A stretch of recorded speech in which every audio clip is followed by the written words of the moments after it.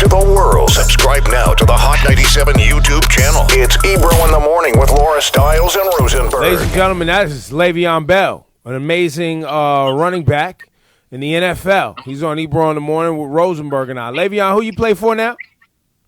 That'll be the Jets, Ebro. Don't be playing.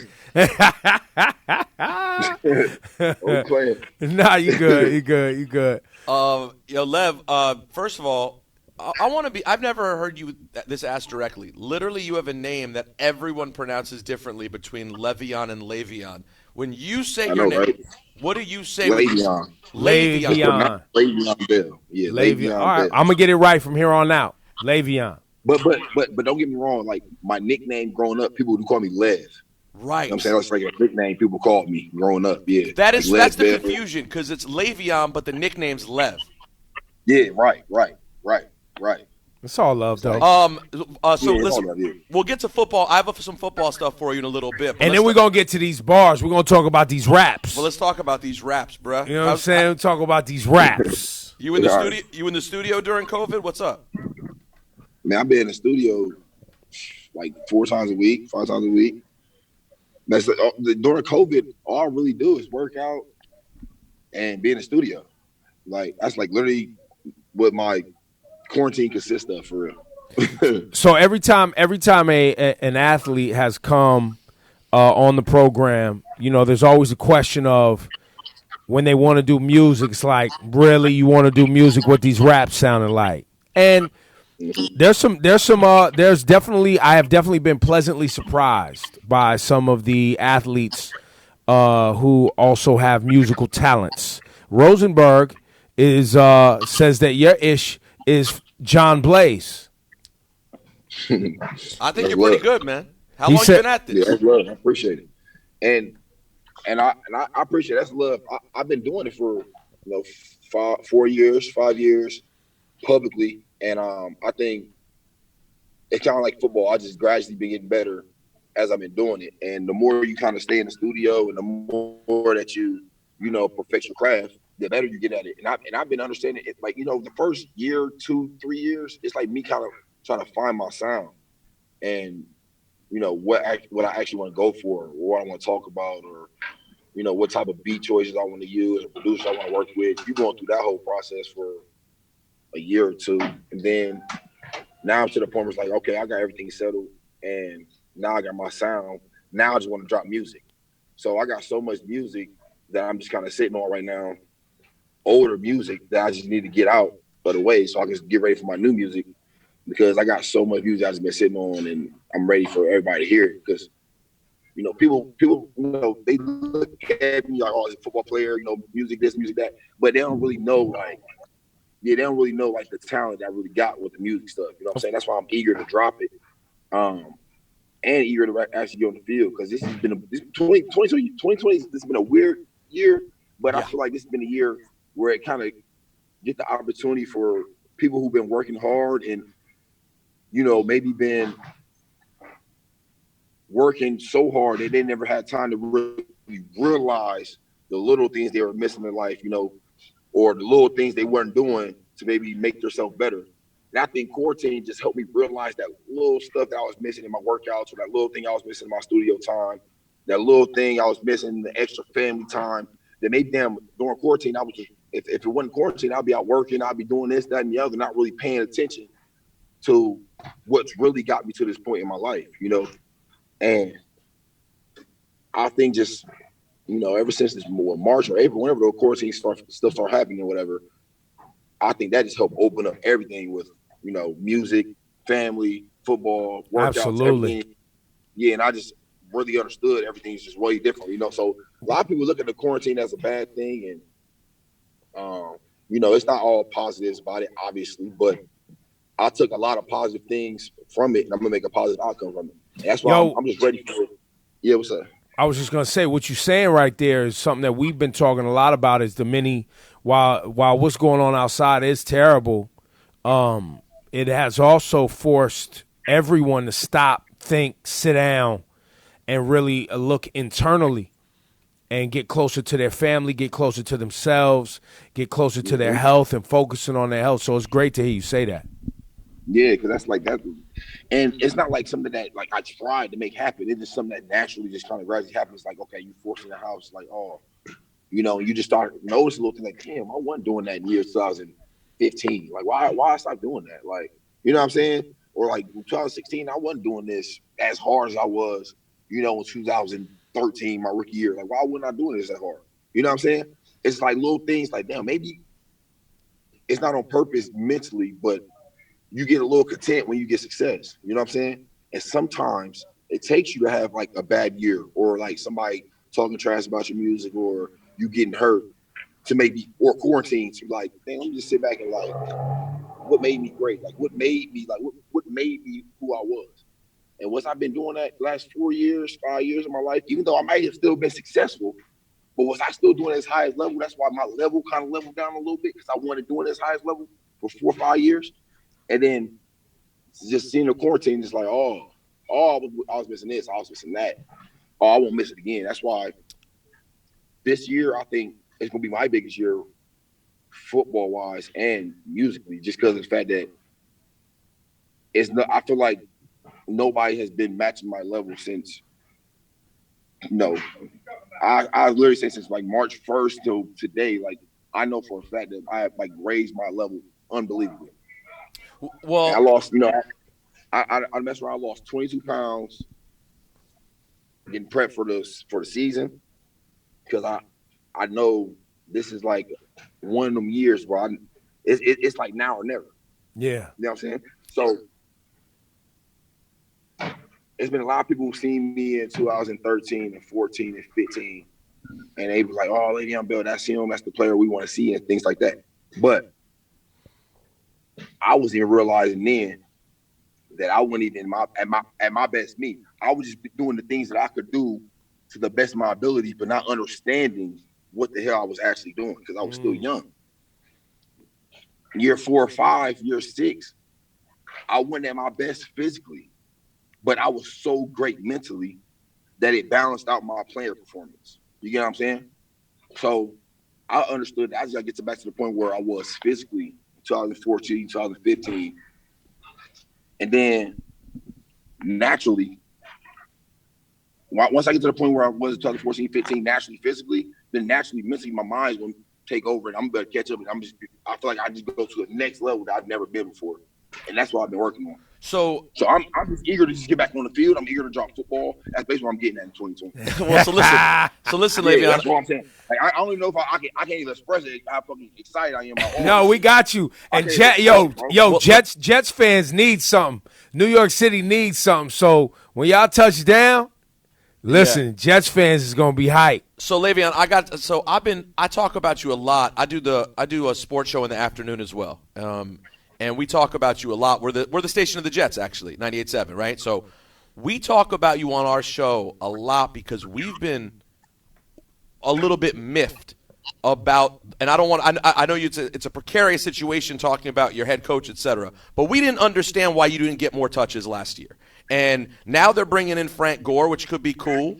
But again, it makes me ask the question. And I had Mike Greenberg, who you may know. Greeny's like the biggest public Jets fan there is. And I asked him this week, I'm like, what is up with Le'Veon? Why is my man going to get the touches this year or not?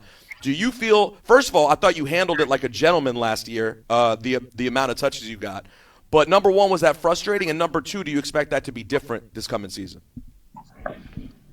Number one, was it frustrating?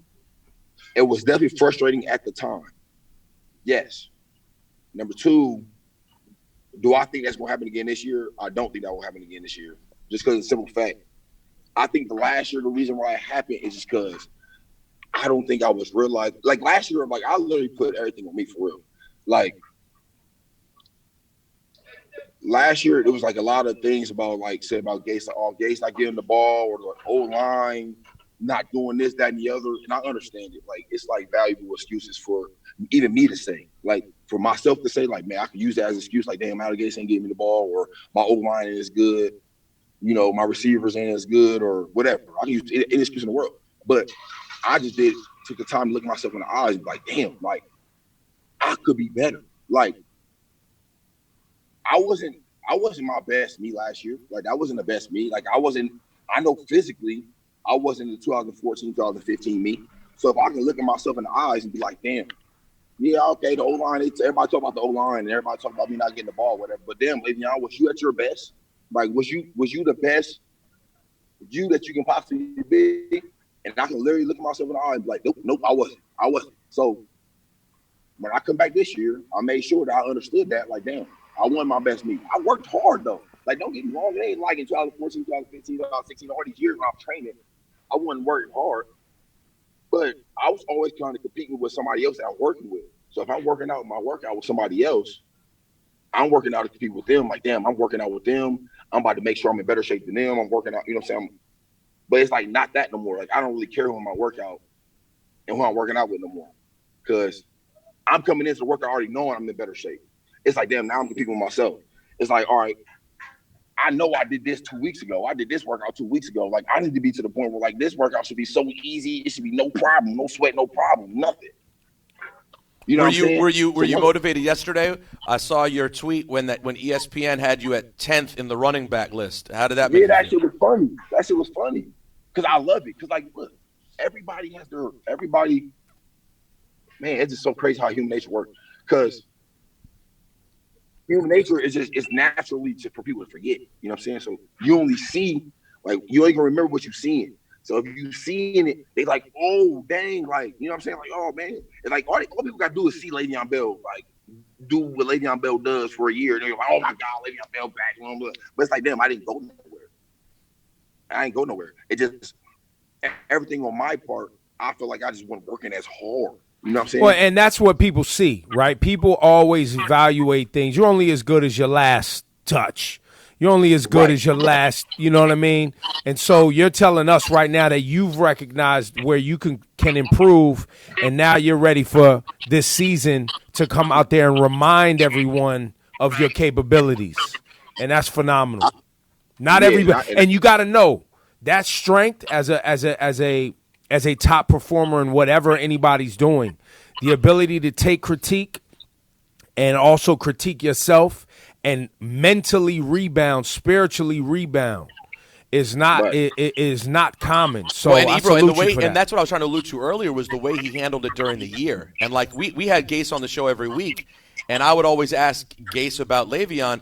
And the one thing was, Le'Veon, a lot of times when running backs and receivers don't get touches, they talk. And Le'Veon never talked all year. There was never a bad mouth. You were never in the locker room. You were still positive.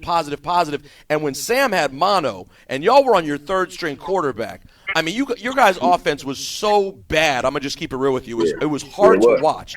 And you kept it. You really kept things cool, though. I thought it was very admirable.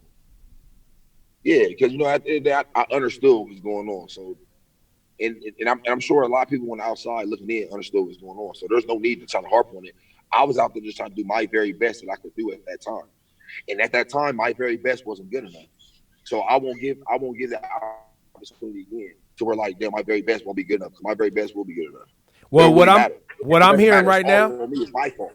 Huh? What I'm hearing right now is what is known as real leadership.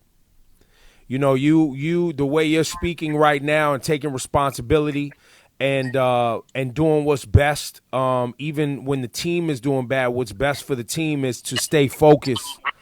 Your mentality right now sounds like true leadership and a locker room leader and somebody that the team can count on and that people can count on to make sure that morale is at a certain place, to make sure that your focus is at a certain place, to make sure that people are taking responsibility for their actions, and holding yourself accountable. Does it even matter do you need at this stage of your career, do you need 25 touches a game, you know, to be a leader on the team and to make sure that the Jets get the victories that they need to get to make the playoffs and hopefully make the Super Bowl? I always felt like I was a guy who needed 20 touches, 25 touches to, like, solidify, like, all right, then we're comfortable. Like, we're comfortable. I feel like if I get it 20, 25 times, we're comfortable. We're going to win the game. I always felt like that. But, like, today, sitting here talking to you, I literally don't feel like I even need it 20, 25 times. I don't feel like I need it 25 times. I feel like give me that thing a couple times and just watch what I do with it. Then you make the decision on how many times you want to give it to me. That's the approach. I've always approached the game wrong, bro. I always approach it like, dang, y'all should be giving me the ball because of this, that, and the other. I never approached it to where like this shit about to be so unbelievable that you're not going to want to not give me the ball. You're going to want to give me the ball every time. That's how it's about to be. That's literally how it's about to look. Watch. So I can't wait to show people. It's like, so would you say that when people speculate, like, because we do say on our show, we're like, hey, does Coach Gase not mess with Le'Veon? Would you say, do you have a good relationship with Coach Gase? You don't think that's the case? Yeah, I mean, like, okay, I never played for an offensive-minded coach, right? So I talked to him more than any other coach I've ever talked to in my life. So I don't understand how, like, people get that relationship thing. It must have just been a rumor before I got there. But I'm saying since I got there, me and him don't, like, have no problems.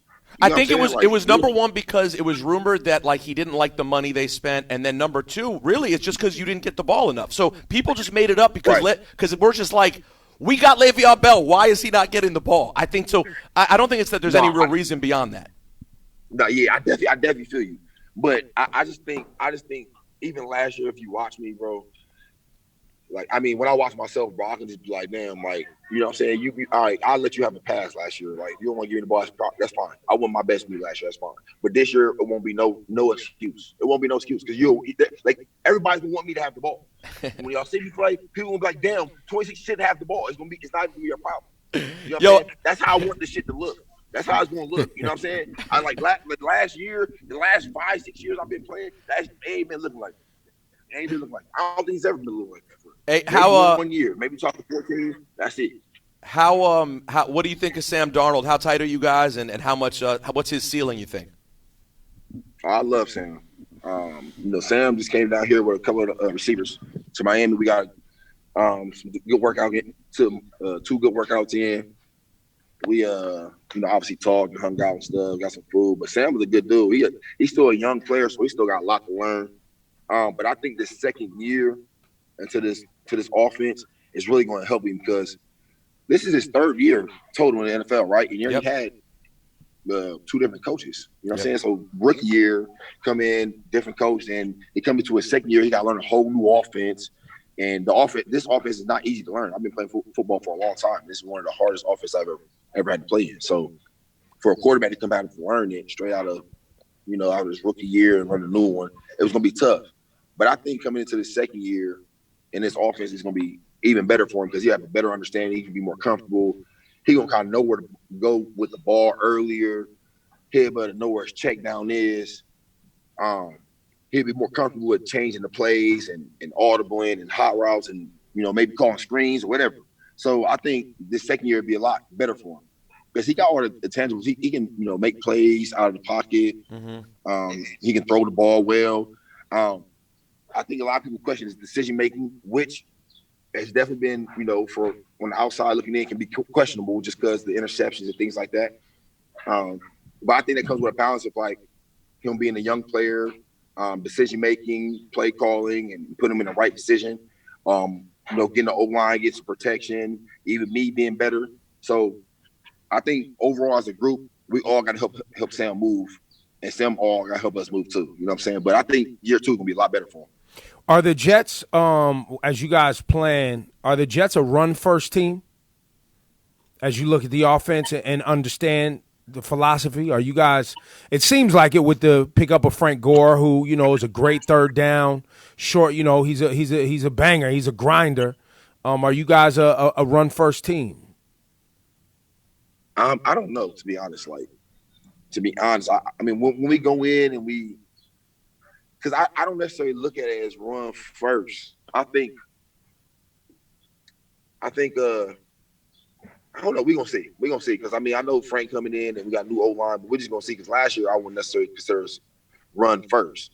You know what I'm saying? So we'll see how this year comes in. I hope we run first. But, if we not, we'll see what happens, right? Yo, do you think I'm sorry, Levin. Go ahead. Yeah, I think gradually we'll get there. We'll get there. Do you think number 33 is going to be playing next year for the Jets, Jamal Adams? Do you think he'll be playing? Man, I talked to Jamal yesterday. Yeah, look, I know, like I talked to him yesterday. Me and him had a great talk, and Me personally, I hope he doesn't get traded. Um, but I don't think he'll get traded. I do think he'll be playing with the Jets. This is just me personally because I don't think he's gonna get traded. Honestly, I mean, why would you trade him? I wouldn't trade him. Do you think he wants to be there? I think he wants to be there. I just think he wants to get. I think he wants to get paid. I think he's like in the same situation, that I was 3 years ago. He's a young player. He's been at the top of the game, playing at a high level, and he feel like, dang, I just want to get compensated.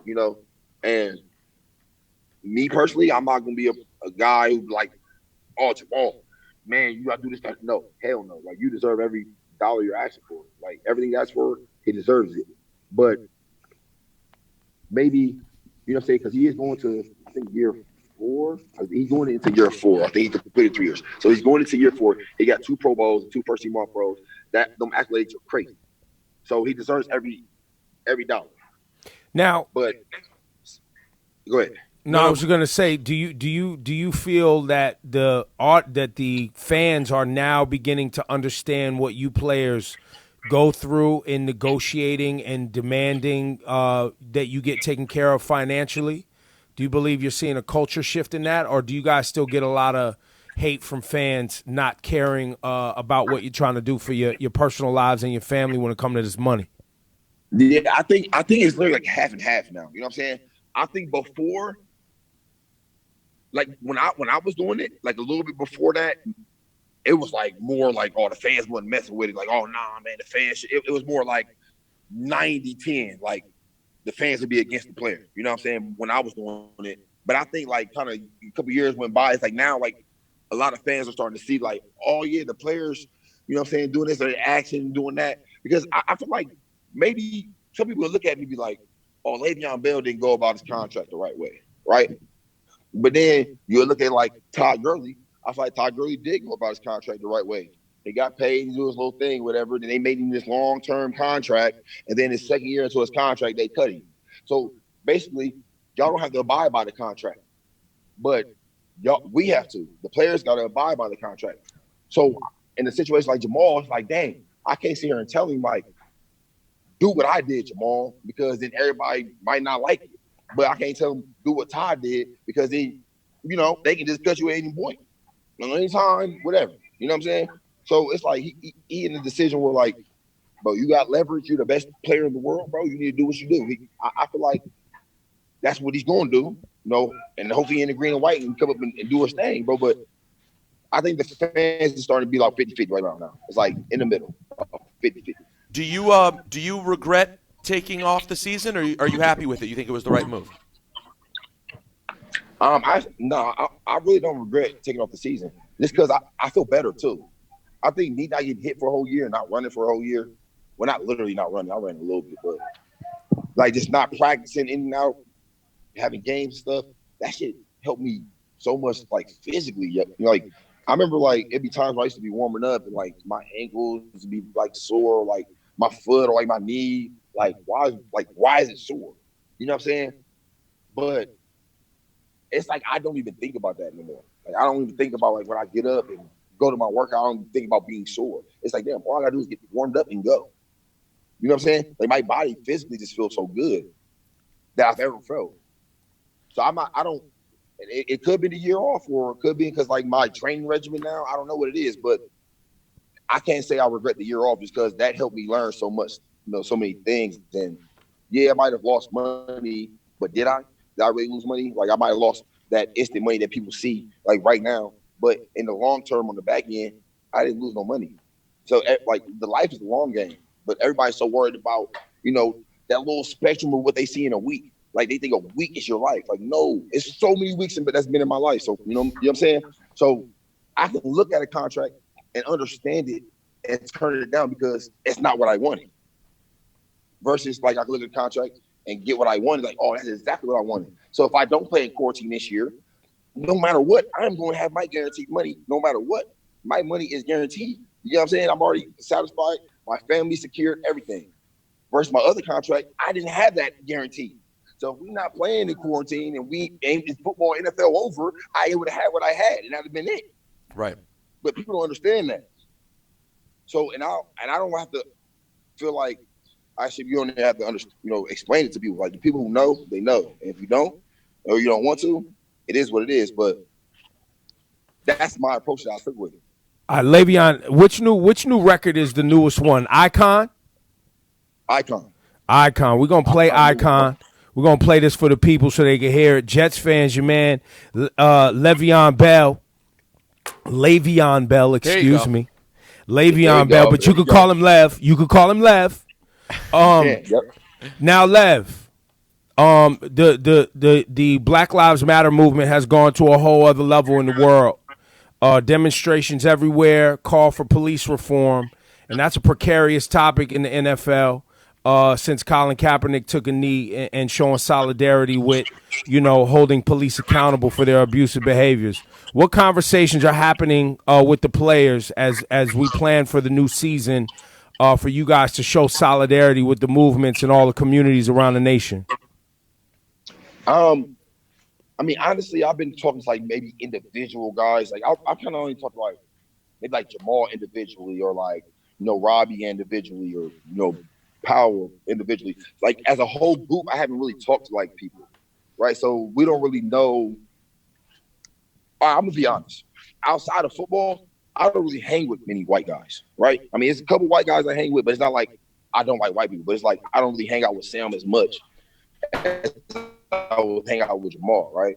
So if I haven't talked to everybody in the group, I don't know everybody's mindset or how they want to move, whatever. So once we actually come in and everybody goes to the collective teams, and I think as the NFL, I don't know how it's really going to work, but I know me personally, I think for my teammates and people I'm going to be involved with, it's going to have to be a plan. We have to come up with some type of solution or some type of movement or some type of figure out what we're going to do as one, as, to be united.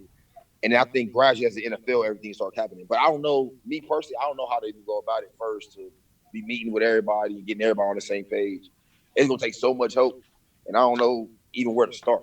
Do you think that Goodell, now that Goodell has come out and, basically, I guess for, lack of a better phrase, admitted that it was a mistake in how the NFL handled Colin Kaepernick's situation and showed solidarity in his statement with Black Lives Matter.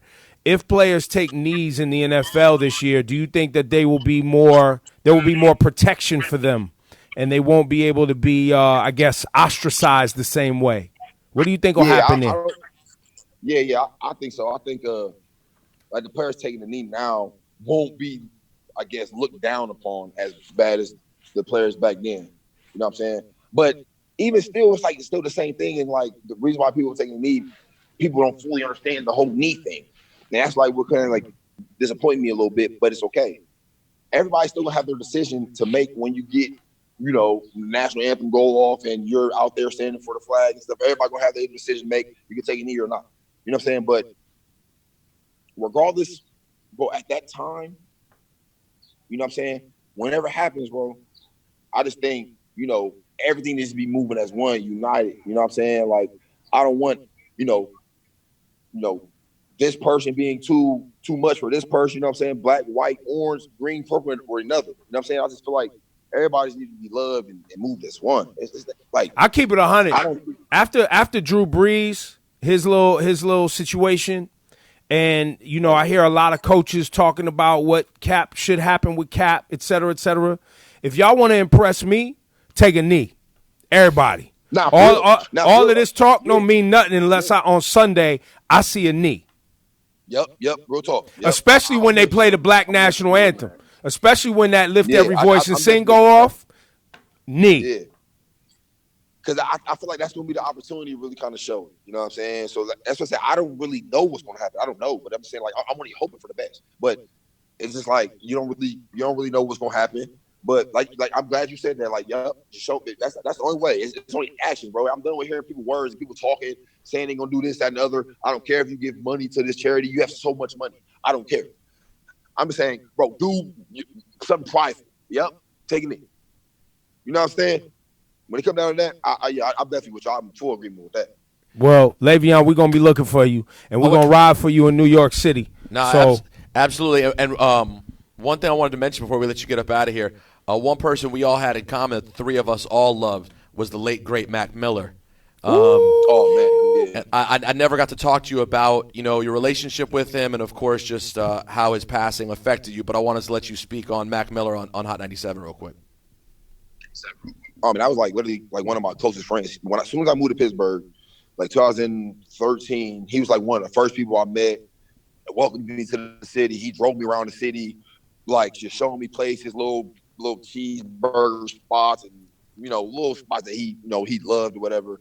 And he was just like obviously great at music. But he's like literally one of my closest friends. That like, when I first got the pick, that's off the field. Obviously I was hurt when the news came by. I knew about the news a little bit before everybody else did because one of his close people told me. But it sucked, it hurt. But I obviously understand now he's in a better place. His music still lives on. I still listen to a whole bunch of his music that a lot of people still never hear. You know what I'm saying? Because he only sent it to me. So I'm still in a great place. Oh wait, you have Mac exclusives in the stash. I so many Mac exclusives. I got so many Mac exclusives. Like people don't even know. I got so many. Oh man, listen, Yeah, we might have to call Mac's mom in the estate and see if we can. I said y'all have to call somebody because I ain't letting him go. Hey, real talk, bro. But I got so many just sitting in the stands that he just sent me he never dropped. Like nobody's never heard. He's never dropped. No tapes, nothing. I got so. And many when you guys did you guys? I know you got a feature from him. Did you guys rap together? Were y'all in the studio together, or just send stuff back and forth? Yeah, like so. Yeah, no, we'd be in the studio together. Wait, say that one more time. You were breaking up. And this is the biggest part about it. It's just like we was in a studio together. We'd be in the studio together all the time. So the craziest part about it is like I think like kind of really when my music kind of started because he always kind of took the approach like, Le'Veon, I love you, but I don't want to just put you on. I want you to work. That's what he said. You know what I'm saying? I want you to work. You know what I'm saying? Work. So I've been working like crazy, like boom, doing this and other. So it was just kind of crazy. Like when my music kind of started getting to a level to where I wanted to be, to where I felt like, damn, now we're gonna release some music. It kind of like he passed, you know what I'm saying? But he in a better place, and I'm grateful for everything he has done for me in my life. He helped me become such a better person and understand music better, just people and life. He's like one of them like soft-spoken people. He gonna talk his shit, you know what I'm saying? But he still show his love at the same time. You know what I'm saying? He's a great personality guy. Well, Le'Veon, I'm not gonna. I can't keep doing an interview while you undress. You know what I'm saying? That's tough. That's tough. That's tough. What happened? Nah, your shirt was coming off or something. I was like, yo, I don't know. Oh, because I'm hot. I was like, I don't know where this interview going, but I didn't subscribe to this. No. I'm hot. But look, we've been sitting on the phone for like 20 minutes, right? Nah, it's all good. In Florida, actually start getting hot out here, bro. Yeah, no, I'm playing with you, bro. I'm playing with you. Look, man. Look, let's run this icon joint. The new Le'Veon Bell, the Jets own, you know what I'm saying? And I appreciate you for showing solidarity with all the demonstrators in the Black Lives Matter movement this coming season in the NFL. It's going to be monumental to help the communities keep their energy up as we fight for reform and change in this nation. So seeing y'all do that will be amazing for us, man. Yeah, that's love, man. I appreciate it, man. We're going to do it, man. We're going to get it done. Thank you so much. Rosenberg, you got anything else before we go? Absolute last word for Le'Veon Bell. Can Antonio Brown stand next to you when it comes to these bars? Oh. No, honestly, no. It's not just him, but I just feel like it's like a lot. When it comes to athlete making music, I don't. Can Dame Lillard stand you and next Dame to you? Dollar? You and Dame Dollar?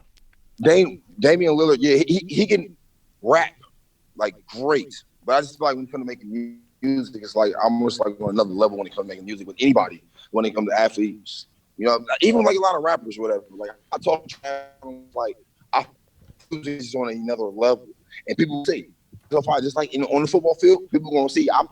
I'm not about the talking. I'm about action. So when they drop and when I'm dropping, it's okay. It's gonna be undeniable, and people gonna see. All right, we ready. We ready. Just like the football shit, gonna be undeniable. Let's go, man. Le'Veon Bell, ladies and gentlemen. This is the joint icon just dropped. Appreciate your time today. Thanks, Lev. I appreciate you, brother. Thanks, Lev.